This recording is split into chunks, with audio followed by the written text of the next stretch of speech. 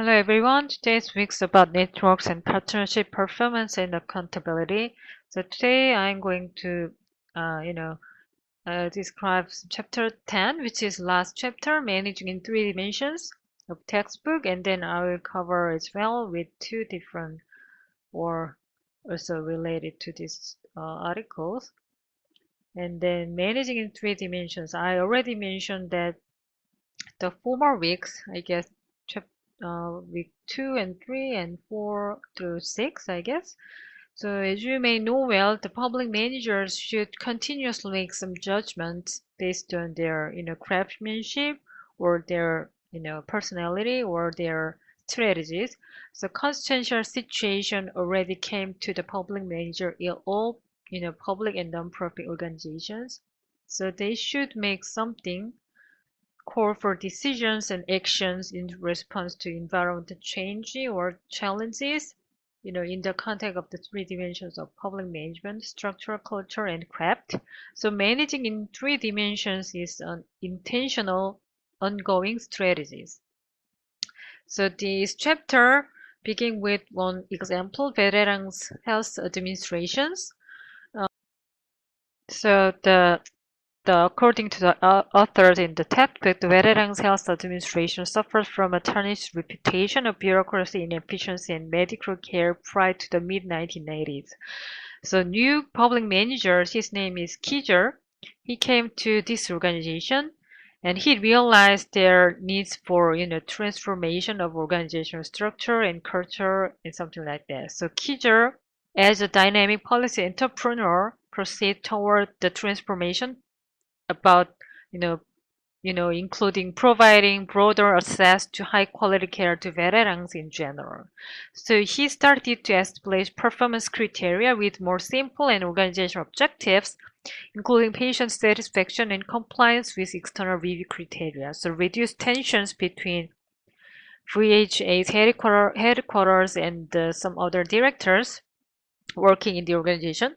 The measures were jointly determined. So some directors are eligible for performance bonuses and data of, performance were disseminated through the agency, including competitive pressure for performance improvement. So as a result, veterans are increasingly satisfied by this change in the Veterans Health Administration, of course, this health system. So Kizer made the judgment concerning the need for agency's organizational transformation and made his achievement his overriding priority. So it was based on his judgments that reflected his personal style, values, and motives. And another individual in his position might well have sized up the situation and acted differently. So, overall, he grasped the importance of his own leadership to such a transformation. So, based on this change, was attributable to his craft and professionalism and commitment to quality care for veterans. So the author mentioned that he made a big achievement through three-dimensional management that not only enhanced his reputation but also provided valuable insight into how others might successfully meet problem management distinctive challenges. So this is the good example to represent three dimensions. And the author also mentioned that strategies and practical decision making will be based on circumstances, environment, internally and externally, and public management's own judgment, discretion, deems appropriate. The management will be more effective if supportive and sustained by process of deliberation, more democratic, communication with subordinate or other stakeholders, and arguments in some time, or decision making that engage and utilize an organization's physical, material, human resources in a positive and focused way. Of course, that such kind of the change, organization transformation will will be supported by financial and personal resources as well. And again, public management's three dimensions are interact each other: structure, culture, and craft, like this. I already covered these slides before, maybe for chapter 2 of the textbook, and also chapter 2 mentioned that in more detail about three-dimensional portfolio structure. They have delegation and control through hollow state, including, the public partnership or public-private partnership, and contracting out or, some quasi-market like government change. This is some example about the structural change. And also there are some sub-concept of culture, trust, reputation, and such change and transformation should be based on commitment, values, and ethics and motives. And of course, there's something, high reliability organizational activities. And also there are another dimension, craft including these type of things. Departure from regionality, and of course there should be based on group thinking in some ways, and their transformation or organizational change may be based on the public manager's own decision making, or leadership or personal type or their strategies, something like that. And so this chapter, the last chapter, mentioned that three different type of dimension of public management are intertwined on another, and of course there are some overlapping dimensions between two different dimensions. The first, structure and craft. So the author mentioned that there are some ways organizational structure influences how managerial craft is practices in our reality.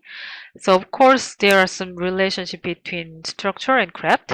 So James Q. Wilson, he's the great scholar in PA field. He mentioned the four different type of public management: production, procedure, craft, and copying.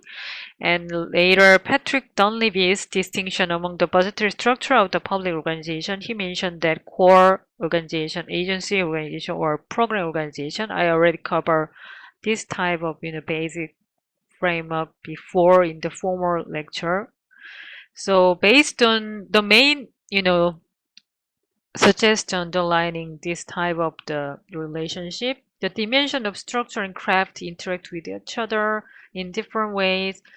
And so because the structure both enable and constrain managerial discretion, the requirements of effective management may vary by legislative or court-ordered agency structures and processes. So, and deliberation may lead public manager to conclude that internal reorganizations of some kind might further their purposes by clarifying responsibility, improving the exchange of information, and bringing the right people to the table.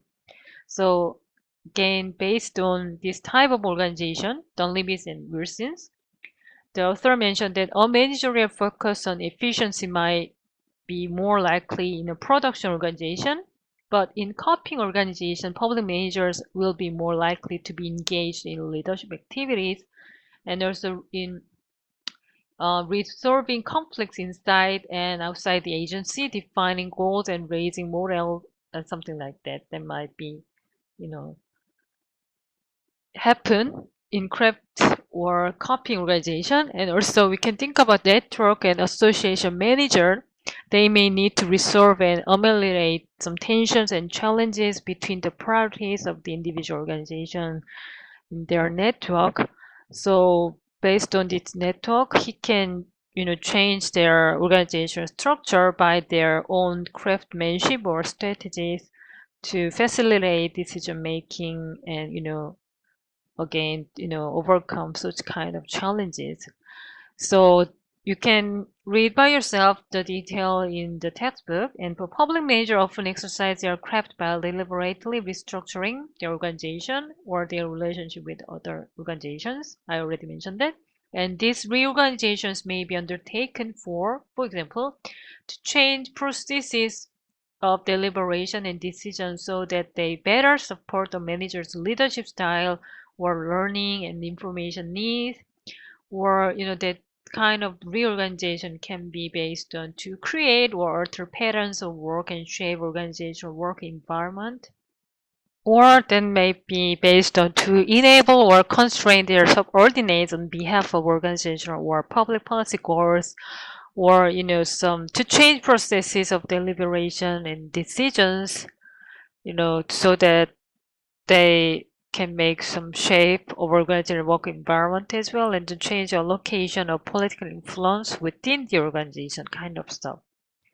And then another overlapping dimension between structure and culture. This is the I think the basic concept of this lecture.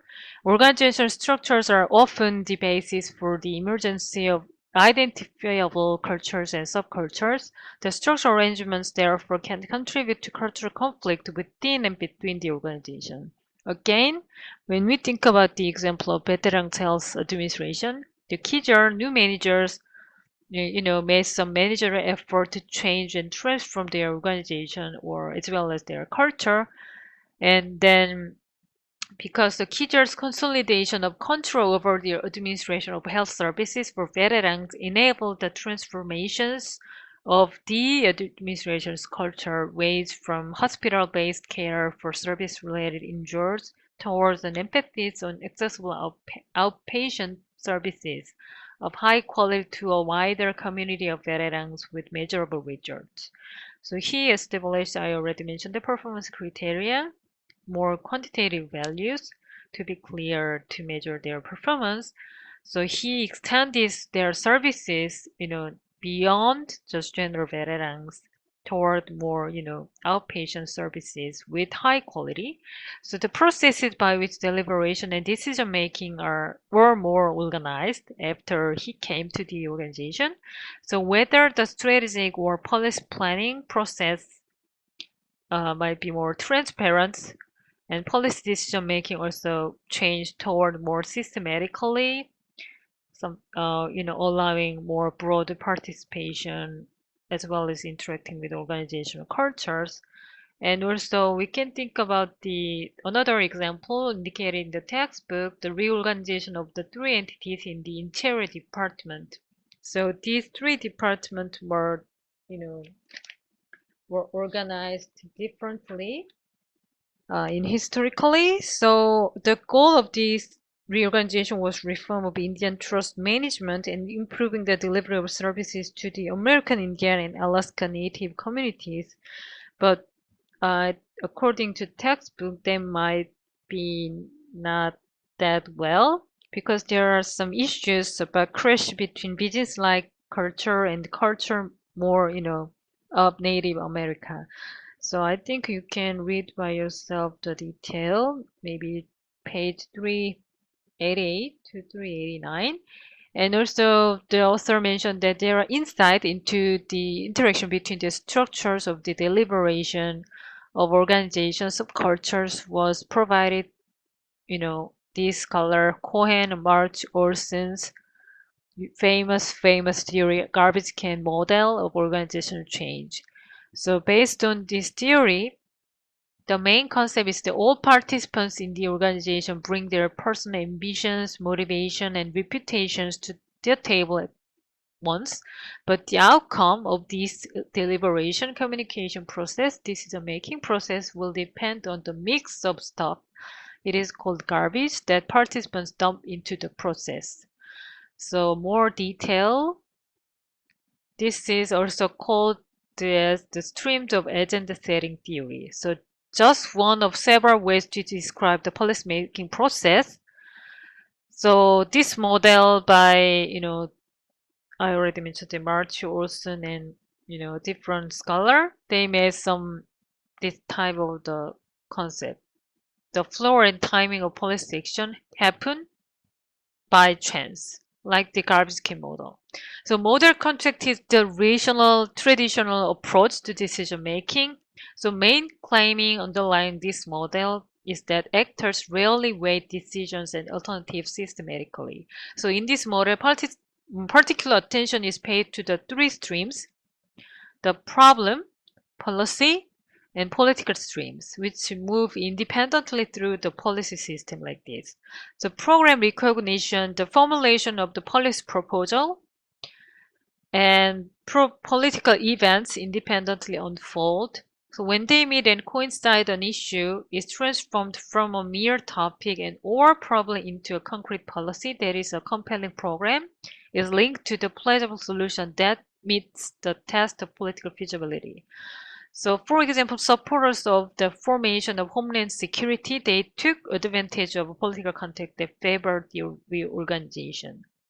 So, in the context of problem streams, the problem has to be identified and connected to the appealing solutions. So 911, for example, identified the defense needs. In terms of political stream, we can think about election or new government and new ideology made ways for changes. It's more political, institution. In terms of the political here political stream, and later the policy stream, they might be concerned with the formulation of solutions and alternatives. The idea is that solutions are in search for a problem, not the other way around. So apply to homeland security again. Example, it is a common knowledge that some of the Bush staff favored reorganization before, and events made reorganization more appealing. So the agenda setting, this garbage can model characterize the complex context of public management by analyzing how certain matters gain prominence on the public agenda while other languished outside the public notice. So people are not sure about their preferences or about their how the organization works. So streams of problem solutions and participants and choices opportunities flow along through the time, sometimes coming together by chance in the combination that shape decisions. So choice opportunity are like garbage cans in which problem solution and participants come together in a jumbled fashion. So maybe public manager, especially for a higher level, they must skillfully manage their relationship with external authorities, actors, networks, and policy processes. So, and also it implies that they also have to operate effectively within the pattern of intervention and constraint from their environment. And later, there are another overlapping dimensions like between culture and craft. So as you may know, a culture is based on the concept about shared experience of success and failure between, and among stakeholders. So public managers may seek to change organizational cultures by using their personalities and skills to inspire behaviors that support the organizational goals. So, successful refocused, you know, departmental change and organization and culture. Here, the culture should be based on the managerial leader's strategy and their craftsmanship. So another example indicated in the textbook, the Illinois Department on Age, there are some, different challenges like risk aversion and compliance and relationship between the departments, something more hostile ways of about physical stress. So again, there are some need for changing organizational culture based on their managerial strategies. So the managers, process some reorganization of this department towards more cooperative relationship with providers and more compliance with the governor's budget directives. And also, we may recall some cases of vanished volunteers. So when we think about the new director's strategies, she needed to focus on how managerial craft can be used to transform organizational cultures. For example, some of her, possible or potential strategies she can apply. She can think about using collaborative activities and decentralizing decision making, empowerment, or this, decentralization, the, discretion to subordinate or sub directors. And also we can think about privatization and contracting out as one of the solutions she can make. And of course, she can think of a whole the network of friends, and also she can think about some, ask some help from intergovernmental cooperation for, to change and reorganize the volunteers program. So again, public managers can use environmental opportunities for better outcome and performance of public organizations. So some ways he or she can think about change their organization from more bureaucratic, formalized, and static culture and environment towards more decentralized, more reliant on mutual adjustment and communication with stakeholders, and less formalized one. And also we can think about, again, the Department of Veterans Health Administration. The key new manager used reorganization to accomplish cultural change. But his change strategy also included mobilizing support for cultural transformation from policymakers and the effective communication of his vision in various formats and forums. So, and then this example about Comstat, I'm sure some of you familiar with this, managerial reform Comstat used in New York City Police Department.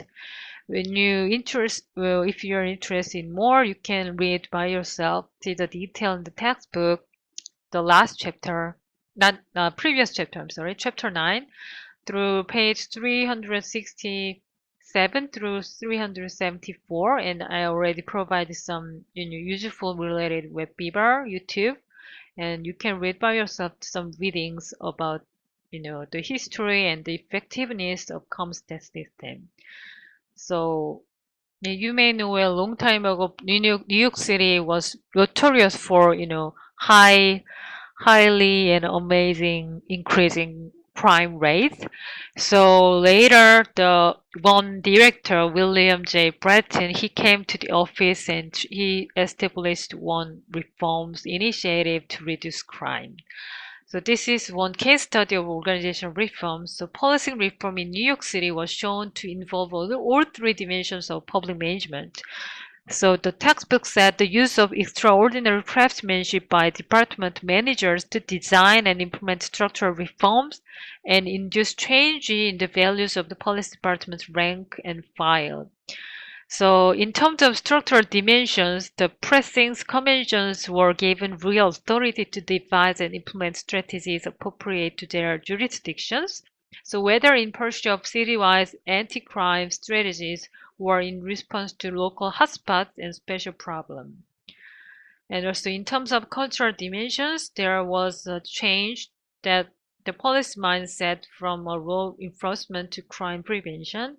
And also in terms of craft dimensions, there was the author mentioned that Brenton and subordinates became personally and intensively involved in managing all aspects of the Comstat processes based on their strategy and their leadership.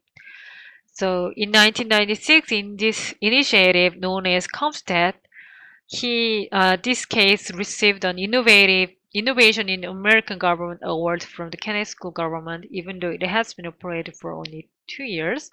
So what is Comstat? The goal of reducing crime in New York City by 10% in the first year of the new strategy. So this reform initiative encompassed all three dimensions of public management. I already mentioned it here. Structure, culture, and craft dimension. So such process also centered on the creation of an accountability mechanism. According to the author, there are several steps like this, the creation of the accountability mechanism, and you can, further detail, you can read yourself. There are some specific steps like this. And to make some pressing comments or provide briefing to comment step on the weekly number, maintaining up-to-date pin maps, and prepare excited overlays. So one of the main concept of Comstat is that they made some weekly briefing, weekly meeting.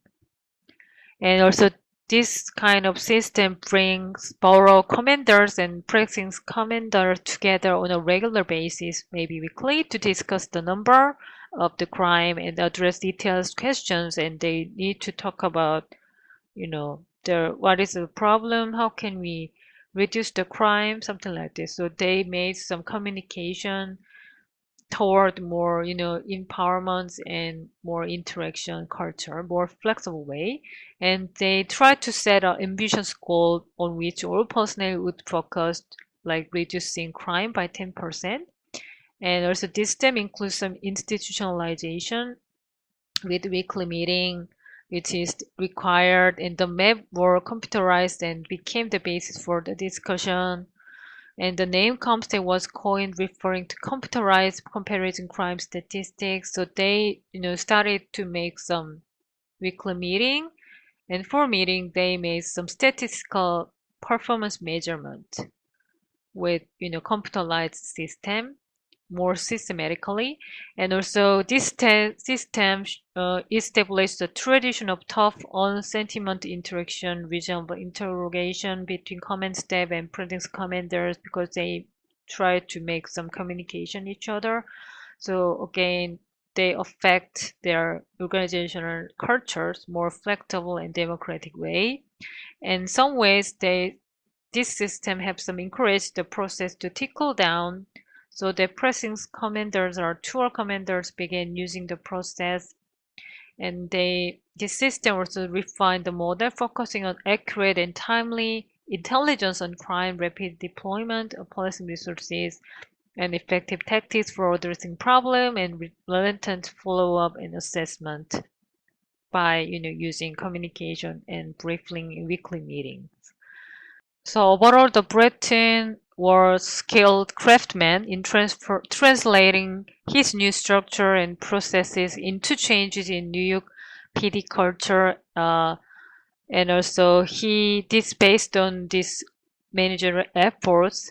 Some factors were, indicated in the textbook within the three different dimensions. The timely availability of operational numbers, it is important, and increased discretion, allow pressing commanders which empower them in ways that have not before experienced, and the deregulation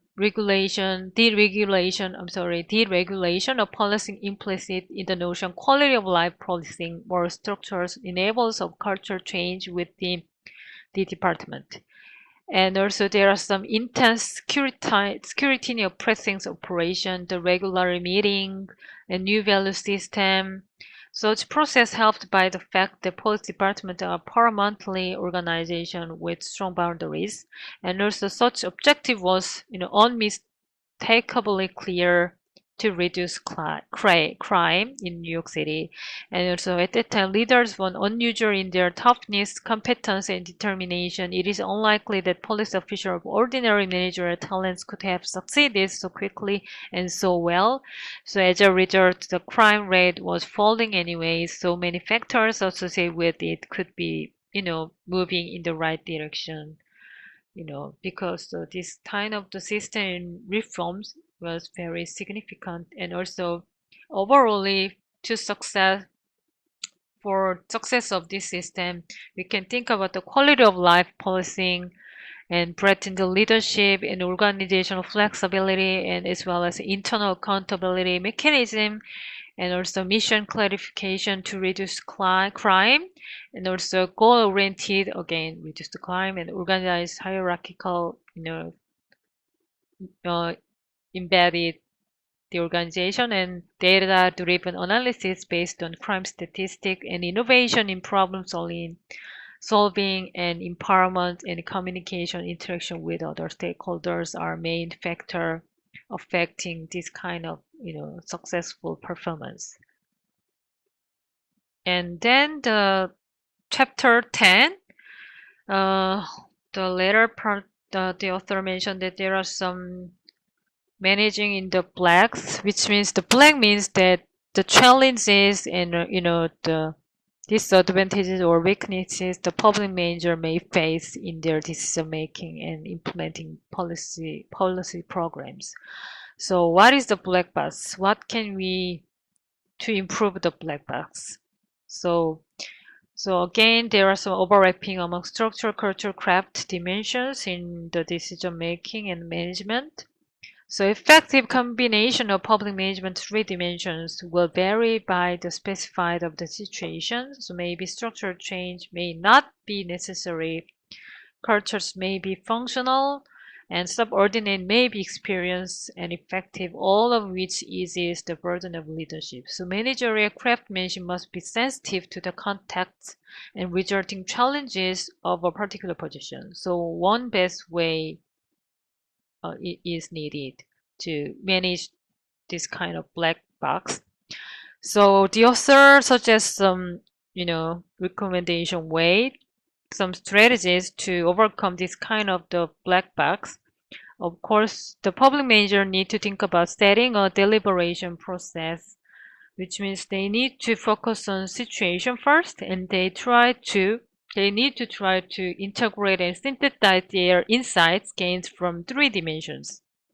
And then they need to focus on formulate a strategy to address the particular challenges at hand, and also persuasive arguments intended for external consumptions to support these potentially effective strategies, which means there need to be think about arguments with different empathies. Also, there need more communication with other stakeholders to overcome these kind of challenges. And then, based on this type of managerial efforts and communication, they need to think about one best strategy to implement. And also they need to think about connecting the dots. And also they need to think about confronting a crisis directly. So when we think about the Hurricane Katrina example, so when you read by yourself the page 396, there are some, main concepts how to prepare for the crisis of Hurricane Katrina. So how can public managers, need to establish partnership with other stakeholders? And also the public manager should think about the transform the organization like Bererang's health administration, like Kijers, it should be Kijer, sorry, and Kijer's, reorganizational effort, transformation efforts. And also they need to think about responding to early warning, like global warning system. And also public manager can think about the creative problem solving. And also they need to think about managing their people with empowerment or other communication, or they can think about encouraging subcultures within the organization, something like that, or they can think about rewards and more incentive system to encourage their performance linked to the organizational performance kind of stuff. And then I will going to briefly explain the two articles, public-private partnership, and the one article mentioned that there are importance of public-private partnership and they may affect and related to the public accountability questions. So when we think about the real-world setting, some governments experience fiscal deficit and organizational challenges and looking for alternative way to overcome such kind of challenges. Some public managers and organizations, begin to think about use the public-private partnership. And public-private partnerships has become the default solution to government problems and needs. When we think about the transformation infrastructure and joint venture formats in our society between state and local government, there might be one solution to overcome their, fiscal challenges or something like that. So another example, when you think of a private toll road, maybe George Washington Bridge, they can share their revenue between New York City and New Jersey. And also we can think about schools and hospital and security services and wastewater treatments and emergency responses. This kind of example are representing the public-private partnership in practice. So the issue of public accountability has been paid attention because there are increasing number of public-private partnerships. So in this case, who will be held accountable for this kind of performance? So again, this study aims to provide a framework to assist public managers in effectively exercising accountability with public-private partnership. So we begin with the discussion of the nature of public-private partnerships and traditional concept of public-private. And next, we will focus on unique characteristics of inter-organizational relationships that are pertinent to the exercise of accountability in public-private partnership. And finally, the author again offered the framework to analyze public-private accountability with 6 important dimensions that shape the relationship first in public-private partnerships. So public-private partnerships, what is this? The Savas, he's the famous scholar in PA field. He mentioned that public-private partnerships can be defined as any arrangement between government and the private sector in which partially or traditionally public activities are performed by the private sector. So when we think about contracting out or use of vouchers, this is the kind of the example representing public-private partnership. So the focus of this paper is based on infrastructure project,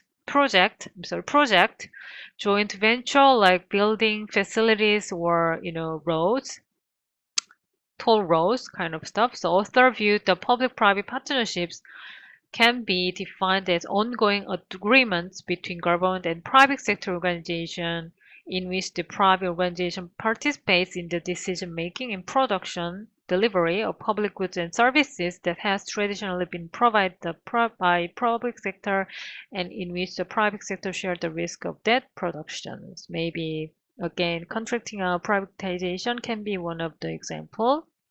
So public-private partnerships are, typically different from privatization and contracting out some ways because the privatization, the accountability, totally involved in the private sector.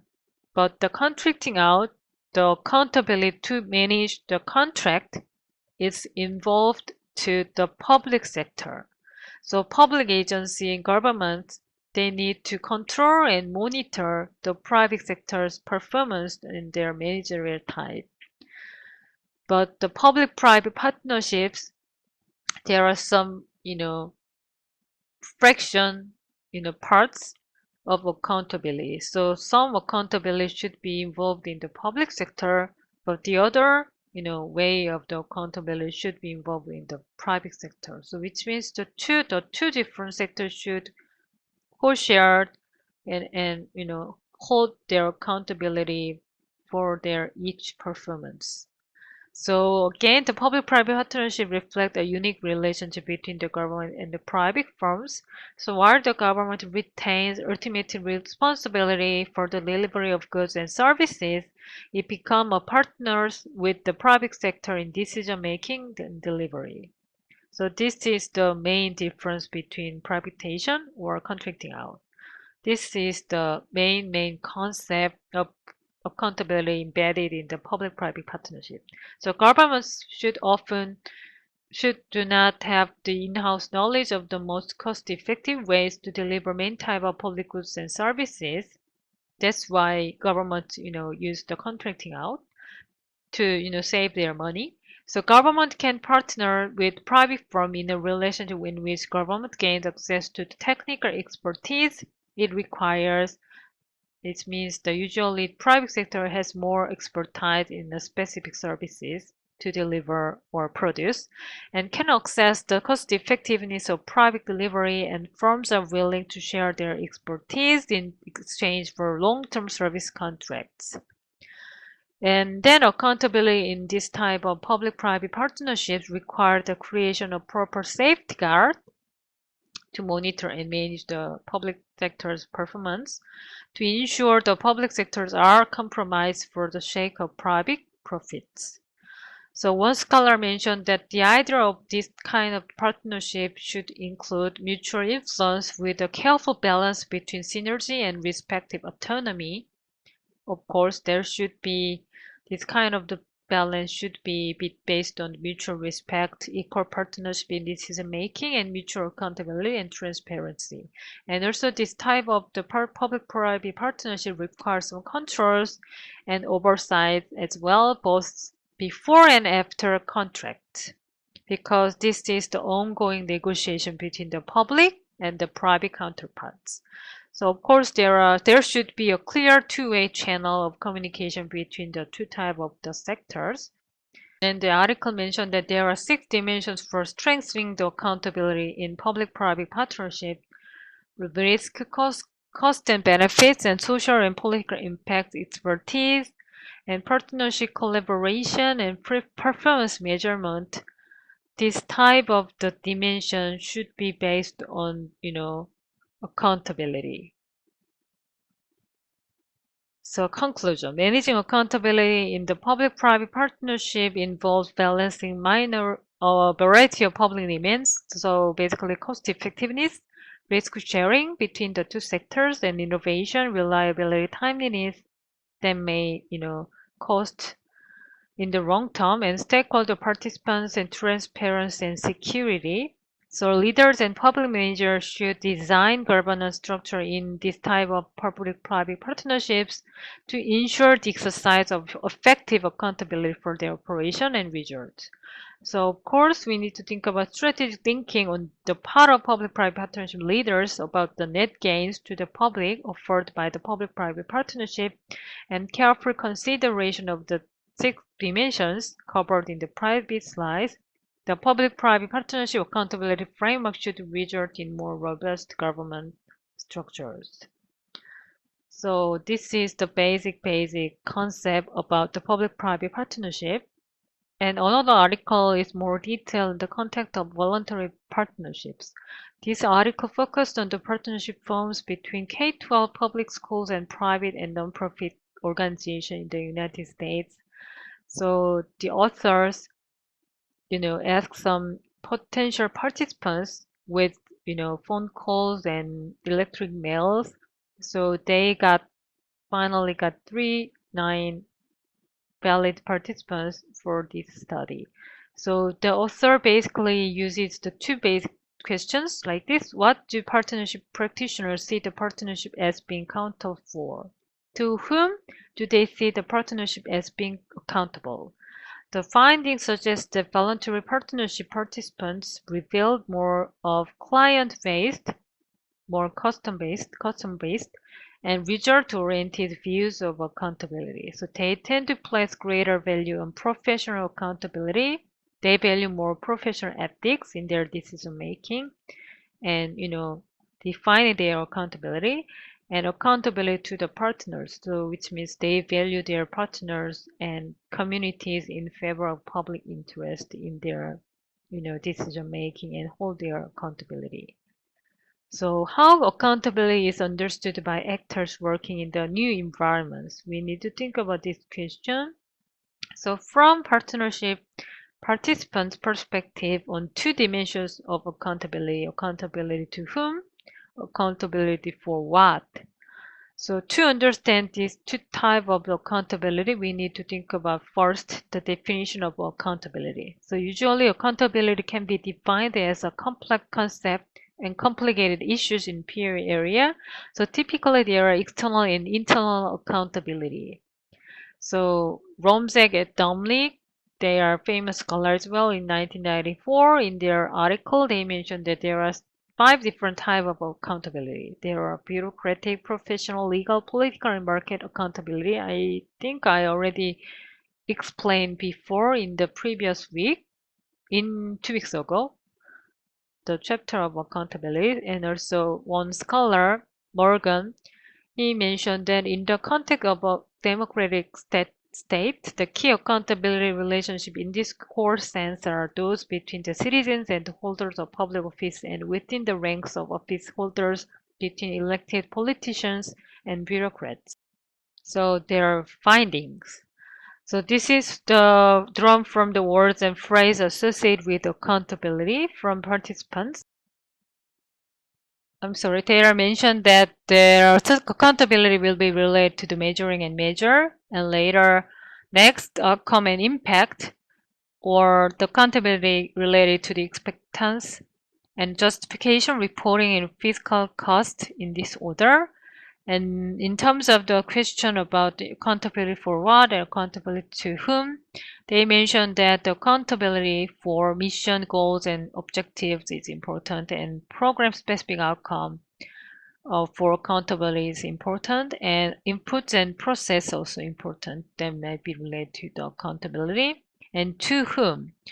They mentioned that they should be held accountable for students and parents, and also they should be hold their accountability for partners and communities.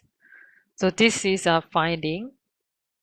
So the participants' responses to accountability for what questions, enhancing student achievement and development is important, and meeting goals and objectives of partnership is important, and preparing future workforce and increasing attendance, reducing the absenteeism is important, something like that. I'm sure you can read by yourself.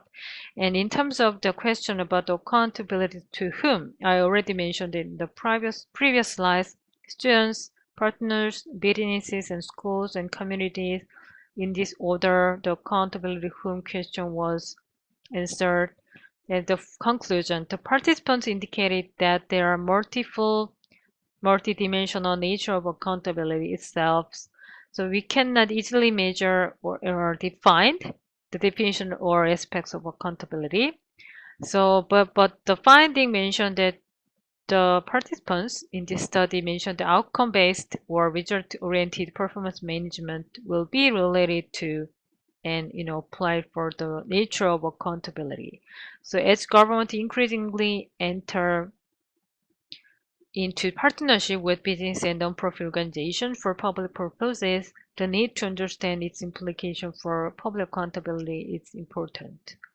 So it is imperative to understand the possible challenges associated with managing the complexity of accountability relationship in the networking settings, but the sample doesn't reflect fully the richness and diversity that can be found in the larger population of partnership, of course, and as well as it is not very clear, I think, and whether the emphasis on result-oriented accountability is peculiar to education industry where outcome measures such as test score are well established, or whether it can be extended to other industry where outcome is less measurable kind of stuff. So it is not that clear based on this finding, but still it is important, meaningful article, I guess. So such issue area should be evaluated in light of the diverse and more, converging characteristic of issues and context in the public sector or non-profit sector. So even though the sample size is sufficient for the research purpose of this article, it's not big enough to support a comparison between different type of organizations or individuals. But future research should warrant this kind of discussion later. So overall, the author mentioned that when hierarchical authority is absent and weak, in other words, they are doing with public-private partnership, a sense of professional responsibility and commitment to stakeholder and communities might play an increasingly important role. So this week's discussion question, this is very general one based on a specific example. You can discuss by your answer describing how can the three dimensions of public management come into play in the way public managers respond to the organizational environment as well as crisis. I think you can use some examples indicated in the chapter 9 and 10 of the textbook, or you can use the related articles assigned for each week. So answer should be very specific, not general, and then I want you not just copy and paste from the lecture note. Thank you.